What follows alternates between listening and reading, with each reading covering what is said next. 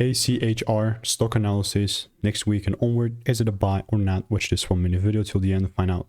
I'm looking at ACHR Aviation and I'm sitting at 9% up, right? And we're ending the week quite alright, quite nice. Having invested 5 figures in courses and mentors and after 37,000 videos, I have a decent swap file to know what's making me money and what's not. And with ACHR specifically, we finally started seeing even this second break here, which, to be very frank, next week is absolutely nuts. With this in mind, all I'm like really looking to do next week coming forward is just longing the crap out of this thing once I start seeing some of those double breaks, right? Because this is like it was already the end of the week and I was not trying to hold over week here whatsoever. But again, it really depends the game that you're trying to play. For me, lower down from confirmation. I think this is about to...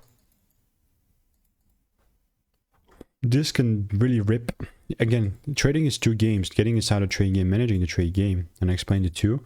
But yeah, if you want to make more money in a simple way, simple and lean way, click the first link in the description. It's a free newsletter.